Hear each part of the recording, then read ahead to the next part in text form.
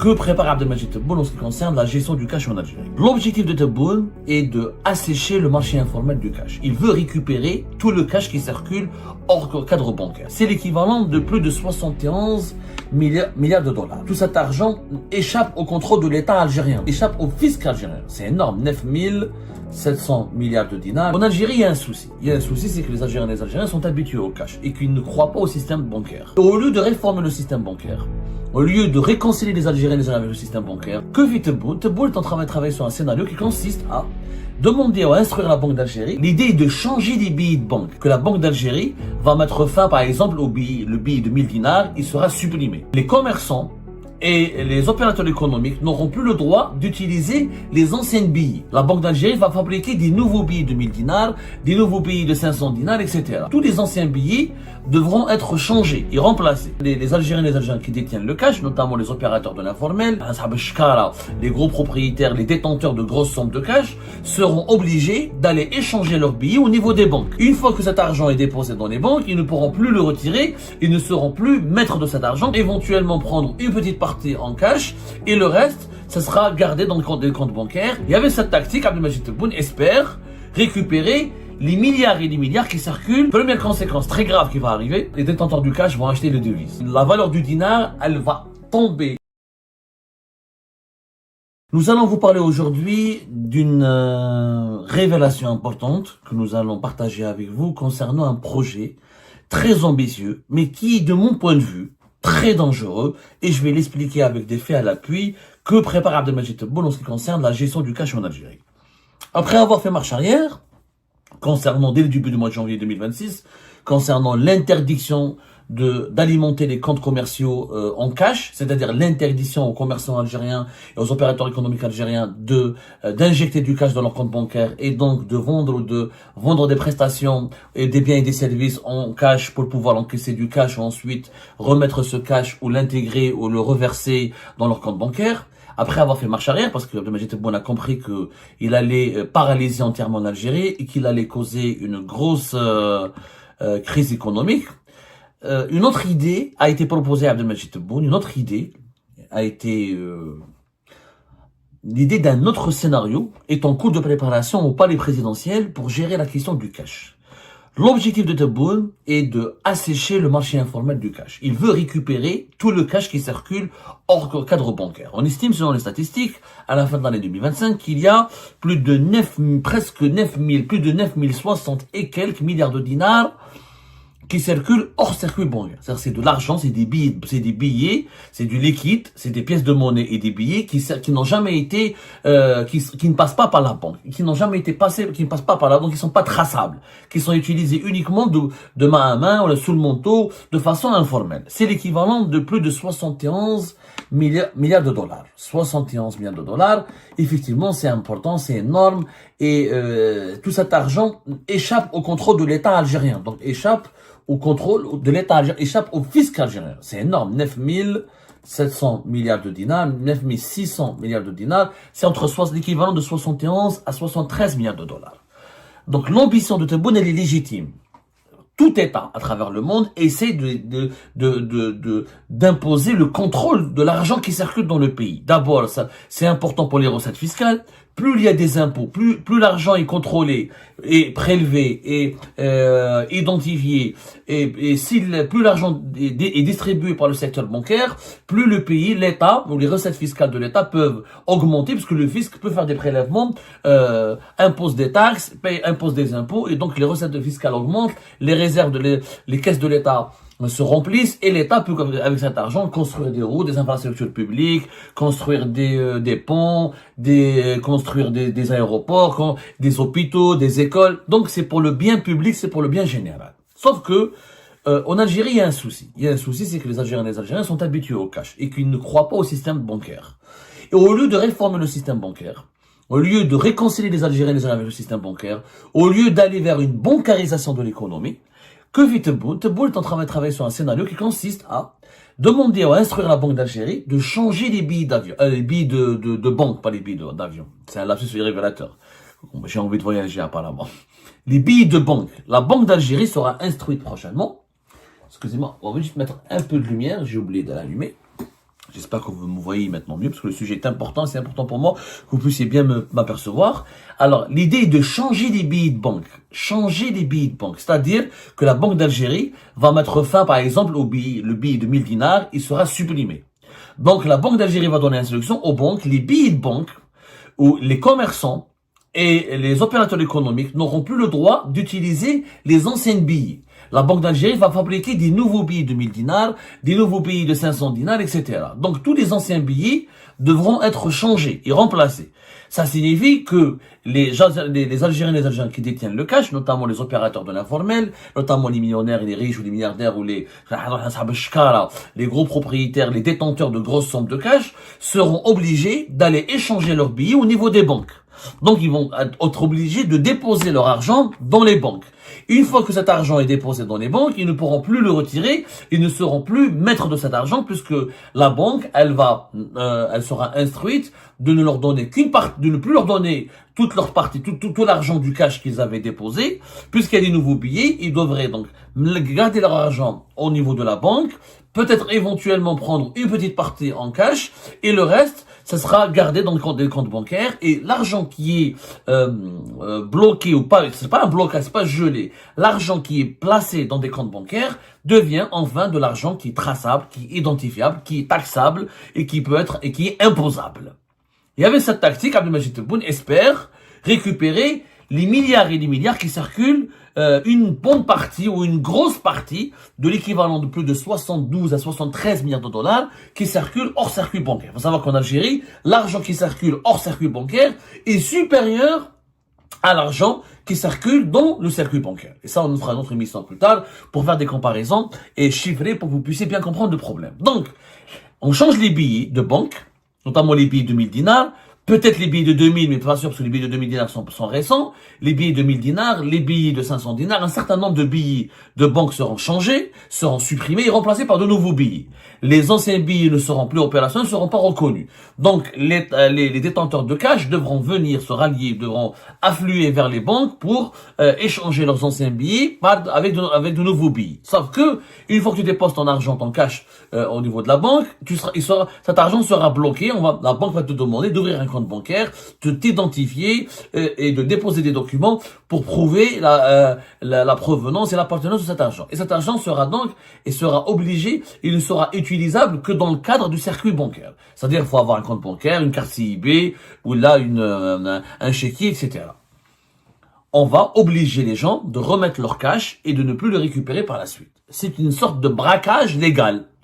C'est une sorte de braquage légal. L'idée est très ambitieuse, elle est intelligente. On change pas de monnaie, parce que l'Algérie n'a pas, et je l'ai déjà expliqué dans plusieurs émissions, l'Algérie n'a pas les capacités macroéconomiques pour changer la monnaie, parce qu'un changement de monnaie exige des remises en cause du fonctionnement de l'économie nationale, ils exigent des réformes économiques et bancaires très profondes, une certaine capacité opérationnelle que l'Algérie ne dispose pas. Si on change la monnaie, si on crée un nouveau dinar, il faut changer totalement l'économie algérienne. Or, l'économie rentière, faible, avec une très faible production, très dépendance de l'étranger, dépendance des secteurs des hydrocarbures, et très dominée par le secteur des services, ça changer la monnaie, ça très compliqué. C'est un processus bancaire, technocratique et économique qui dépasse les capacités de l'État algérien actuel. Donc il s'agit de changer une partie de la monnaie, changer les billets de banque, tout en conservant le dinar. Cette stratégie, elle est intelligente, mais elle est trop brutale, et malheureusement, elle ne fonctionnera pas en Algérie. Pourquoi? D'abord pour 2 ou 3 raisons. 2 raisons principales. La première, si tu dis aux gens, redonnez vos cash, mais vous ne récupérez pas votre cash. Les gens sont pas cons. Ils vont pas mettre des milliards et des milliards. Après, ils seront bloqués dans les banques. Après, on va leur demander de justifier. Après, on va leur dire que vous pouvez pas sortir votre argent. Vous devez le garder au niveau de la banque. On fait pas confiance aux banques. Qui dit argent placé dans une banque ou argent stocké dans un coffre-fort ou versé dans un compte bancaire, dit de l'argent qui est identifiable, qui est vérifiable et qui est imposable. Donc, les Algériens auront du mal à accepter l'idée de se débarrasser, de remettre le cash à l'État. Première conséquence très grave qui va arriver, c'est les Algériens, les détenteurs du cash vont acheter les devises. Ils vont tous aller acheter l'euro ou le dollar. Donc vous allez avoir la valeur du dinar, elle va tomber, elle va dégringoler encore, elle va s'effondrer, elle va chuter dangereusement. Elle va chuter drastiquement. la valeur de l'euro et de dollar va exploser. C'est-à-dire, avec cette brutalité, c'est une mesure brutale. Pourquoi c'est brutal? C'est brutal de dire aux gens, je m'en fous, je change les billets de banque, vous ramenez votre cash et vous ne pouvez plus le récupérer, vous devez utiliser uniquement votre compte bancaire ou vos chéquiers, ou votre carte bancaire. C'est brutal. Du jour au lendemain, exactement comme l'interdiction du cash, du versement du cash ou des espèces dans les comptes commerciaux, c'est la même brutalité. Or, l'économie n'aime pas la brutalité. Je l'ai dit 1000 fois. Tebboune gère le pays avec beaucoup de brutalité. Sauf que l'économie, le premier ennemi de l'économie, c'est la brutalité. Donc, conséquence, les gens qui ont du cash vont vouloir acheter de l'euro. Donc, le dinar 1 euro va dépasser les 350 dinars. Parce que les gens qui ont du cash ne voudront jamais remettre tout leur argent aux banques à qui ils ne font pas confiance. On n'a jamais fait confiance aux banques. C'est pour ça qu'on a plus de 70 milliards de dollars qui circulent hors circuit bancaire. Et on demande aux Algériens du jour au lendemain, d'aller directement faire confiance aux banques. C'est pas possible. Deuxième conséquence, l'impact sur l'informel. Il faut savoir que l'informel en Algérie, c'est un problème, effectivement, c'est un problème. C'est un problème sérieux puisque 34% de la masse monétaire qui circule au circuit bancaire est dans l'informel. C'est quand même 34 à 35% de tout l'argent qu'il y a en Algérie. Deuxièmement, c'est ce qu'on veut pas comprendre, c'est que l'informel, c'est entre 40 à 45% de l'emploi. Il y a 40 à 45% des Algériens qui travaillent, qui travaillent en informel. C'est 10 millions de familles. 40 à 45%, c'est pratiquement 6 millions de personnes. Vous avez entre presque 6 millions de personnes, d'Algériennes et d'Algériens, qui travaillent dans l'informel. Si on leur enlève le cash, si on leur dit vous n'êtes plus maître de votre cash, et que vous ne pouvez plus utiliser le cash, les emplois de l'informel vont disparaître. Ils vont disparaître, les emplois de l'informel. Les traitements dans les marchés informels, les marchés de légumes, les marchés de détail, les magasins, de la lettre, etc. Tout ce qui est informel, les vendeurs de vêtements, de produits alimentaires, de produits électroménagers, etc. Les maçons, les plombiers, les électriciens, le BTP, les employés de l'agriculture, etc. Ils peuvent plus être payés en cash. S'ils ne peuvent pas utiliser du cash ou leur cash. Des emplois qui vont disparaître. C'est du revenu, c'est des sources de revenus qui vont directement être supprimées. C'est des sources de revenus qui vont être compromises. Du coup, on aura 10 millions de personnes qui vont sombrer dans la précarité, dans la pauvreté extrême. Et qui dit pauvreté et précarité, dit des fléaux sociaux. Donc ça va créer des troubles sociaux importants en Algérie. Effondrement de la monnaie, troubles sociaux. Troisièmement, c'est pas efficace à 100%. Pourquoi? Parce que toi tu dis, j'ai besoin de récupérer ce cash. Le cash ne cause pas de problème. Le cash, c'est du dinar. L'État, quand il va récupérer les dinars, il pense qu'avec le cash qui circule dans l'informel, il peut régler le problème de son déficit budgétaire. C'est en partie vrai, c'est en partie faux. Pourquoi? Parce que dans le déficit de l'État algérien, il y a aussi le déficit du compte courant, c'est-à-dire en devises. L'État algérien dépense en dinars, mais il dépense en devises. Si tu récupères tous les dinars qui circulent hors banque, et tu les récupères et tu les mets dans le circuit bancaire, ça ne va pas t'aider à financer tes importations. Les importations, aujourd'hui, depuis le début de l'année 2025, on importe beaucoup plus de biens et de services que ce qu'on exporte. Il y a un déficit de l'équivalent de 10 milliards de dollars. C'est ce qui va épuiser nos réserves de change. Donc, pour financer mes importations, le dinar ne m'aide pas. Même si j'y récupère 10 000 milliards de dinars. Dinar, c'est pas une monnaie convertible. Je peux pas acheter du blé, je peux pas acheter des armes, je peux pas acheter des voitures, je peux pas acheter des équipements industriels, je peux pas acheter des vêtements, je peux pas acheter des outils de production. Je ne peux rien acheter avec les dinars sur le marché mondial. Donc ça ne réglera pas le problème de l'économie algérienne qui est la pénurie de devises parce que nous avons une monnaie faible et parce que nous avons une économie faible, parce que nous avons une croissance économique faible, parce qu'on n'attire pas les investisseurs étrangers. On va donc on va affaiblir davantage le dinar et on risque de basculer dans la précarité des millions de personnes qui vivent dans l'informel. La brutalité n'est pas l'ami de l'économie. Si on veut récupérer le cash, il y a d'autres manières progressives. La meilleure manière pour l'Algérie pour récupérer le cash, c'est d'augmenter la bancarisation. Ce qu'on appelle le taux d'inclusion financière. C'est-à-dire, c'est de pousser gentiment, intelligemment et de façon diplomatique les Algériens et les Algériens à utiliser les banques. Par exemple, on dit, on ne peut plus rien payer en Algérie au-delà de 50 000 dinars. Faut 5 ملايين ما تخلصش بالكاش. Faut 20 000 dinars. Tu peux faire même un ambitieux. 20 000 dinars, au-delà de 20 000 dinars, tu peux plus payer en cash. Donc, tu pousses les Algériens et les Algériens à aller dans les banques à ouvrir des comptes bancaires. Mais avant de faire des interdictions, il faut rendre le secteur bancaire intelligent et attirant. Nous avons des banques qui sont des catastrophes. Les 5 ou 6, les 7 banques étatiques, la BNA, la BEL, la BNA, la BEA, la BDL, la BADR, la Knep Bank, la Nouvelle Banque de l'Habitat, le CPA. C'est des banques qui sont mal gérées. En Algérie, pour réconcilier les gens avec pour les libérer de l'emprise de l'informel et pour les pousser à injecter leur cash dans les banques, il faut créer des banques. Des nouvelles banques privées, ramener nous avons que 20 établissements financiers en Algérie, c'est très peu dans un pays de 50 millions d'habitants. Il faut créer des banques, et surtout les banques, laisser les banques proposer des produits financiers. Ramène-moi ton argent, je t'offre un taux d'intérêt, ramène-moi ton argent, je développe les finances islamiques, dans un projet, je te ramène des intérêts indirects, je te ramène des bénéfices, développer le paiement en ligne, développer le paiement en Algérie, c'est simple, on veut éliminer le cash, dès le paiement mobile, laisse les Algériens et Algériens payer avec leur téléphone. Les Algériens et les Algériens, ils adorent c'est des grands usagers de téléphone mobile. C'est des grands consommateurs de portables, de téléphone portable.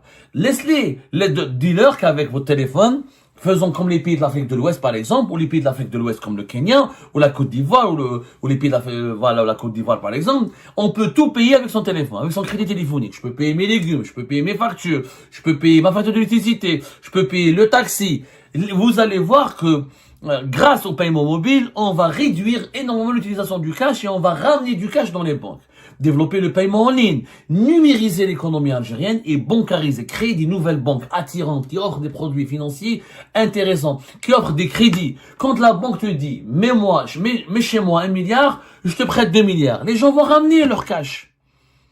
Et la meilleure solution, c'est l'amnistie fiscale. Tu crées un système bancaire fort, tu transformes Algérie Post en une véritable banque. Algérie Post avec plus de 4000 bureaux, si elle devient une banque au sens propre du terme, avec des services financiers, avec du bon management, etc. Elle va pouvoir proposer des produits financiers intéressants. On va augmenter le taux d'inclusion financière au-delà de 50%. En transformant les bureaux de poste en une véritable agence bancaire. Le projet d'une banque postale au lieu d'Algérie Post, il est dans les cartons au niveau de l'État algérien depuis plus de 10 ans. Plus de 15 ans, depuis l'époque de Bouteflika, on en a parlé sur Algérie Park, on a ramené un cabinet international, Ernest Young, il aura fait une étude, il aura expliqué comment transformer Algérie Post en une banque. C'est la seule solution, transformer Algérie Post en une banque, pour permettre aux Algériens et aux Algériens d'avoir facilement accès à un compte bancaire et à une carte bancaire. L'expérience de Dahabia le prouve. La Poste est l'établissement de proximité l'établissement financier de proximité le préféré des Algériens et des Algériens. Donc, avec Dahabia, on peut généraliser l'utilisation des paiements par carte, et avec le paiement mobile, et avec le paiement en ligne, et avec l'émergence de d'autres groupes privés, il faut en Algérie créer au moins 5 nouvelles banques privées. Qu'elles soient internationales ou qu'elles soient privées 100% algériennes, des banques qui peuvent activer, se développer, proposer des activités et proposer des nouvelles offres financières sur le marché algérien afin d'attirer les Algériens et les Algériens qui ont du cash en leur proposant des investissements, des placements bien rémunérés qui leur ramèneront par la suite de l'argent. C'est ça la solution. La solution la plus raisonnable, la plus sage et surtout la plus rationnelle. Mais faire usage de la brutalité, interdire le cash par là, interdire les anciens billets de banque par là, faire du chantage, faire des pressions sur les Algériens et les Algériens, ça ne marchera pas. On n'a jamais développé un pays au monde avec de la brutalité, avec du chantage et avec de la violence. J'espère que cette émission pourra être écoutée par Abdelmajid Tebboune et on va, pour le raisonner un petit peu, il y a d'autres alternatives beaucoup plus utiles, beaucoup plus efficaces. Et ben voilà, c'est la fin de cette vidéo. Je vous remercie toutes et tous, comme d'habitude, pour avoir suivi la vidéo jusqu'à la fin. N'oubliez pas de nous laisser vos commentaires et vos réactions sur le sujet de cette vidéo et de partager le contenu si ça vous intéresse. Et je tiens toujours à remercier nos abonnés et les personnes qui réagissent de façon régulière sur nos vidéos et qui nous suivent et qui nous laissent des commentaires. Donc merci beaucoup pour votre dynamisme et pour votre sens de partage et de discussion. Donc voilà, sans vous, ce contenu n'a pas vraiment de valeur sans cette communauté qui ne cesse de s'accroître. Donc merci beaucoup et à la prochaine dans une nouvelle vidéo. Au revoir.